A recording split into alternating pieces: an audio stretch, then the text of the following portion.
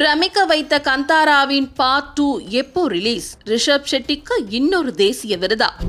கந்தாரா படத்தின் மூலமாக ஒட்டுமொத்த சினிமா உலகையும் தன் பக்கம் திருப்பியவர் கன்னட நடிகர் ரிஷப் ஷெட்டி. இந்த படத்துக்காக சிறந்த நடிகருக்கான தேசிய விருதையும் பெற்றுள்ளார். கன்னட திரையுலகில் துக்ளக் என்கிற படம் மூலமாக சினிமாவுக்குள் அடியெடுத்து வைத்தார். இந்த படத்தை தொடர்ந்து வருடத்திற்கு ஒரு படங்களில் மட்டுமே நடித்து வந்தார். ஆனால் கன்னட சினிமாவில் ரிஷப் ஷெட்டி என்கிற ஒரு நடிகர் இருக்கிறார் என்று கந்தாரா படத்துக்கு முன்னாடி வரை யாருக்குமே தெரிந்திருக்காது. ஆனால் கந்தாரா படமோ அவரை உலக அளவில் பிரபலமாக்கியது. 2022 ஆண்டு திரைக்கு வந்த இந்த படத்தை ரூபாய் 16 கோடி பட்ஜெட்டில் ரிஷப் ஷெட்டி இயக்கியிருந்தார். ஆனால் படம் 450 கோடி வரை வசூலை குவித்தது.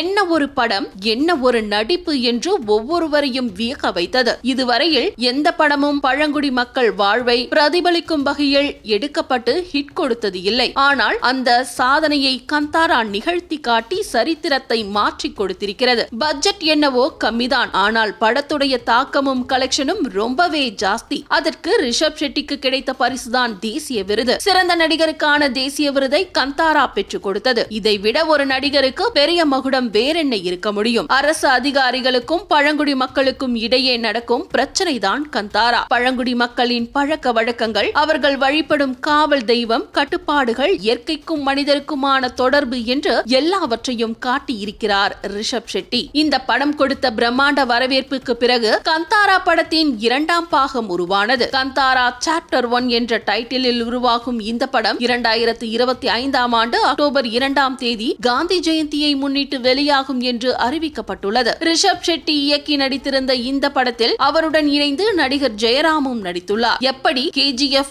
1 படத்திற்கு பிறகு அதனுடைய 2ஆம் பாகம் மீது ரசிகர்களுக்கு எதிர்பார்ப்பு இருந்ததோ அதேபோல் கந்தாரா 2 படமும் எதிர்பார்ப்பை ஏற்படுத்தியுள்ளது. இன்னும் ஒரு வருடத்திற்கு பிறகு படம் எப்படி இருக்கும் என்பதை திரையரங்கில் பார்க்கலாம்.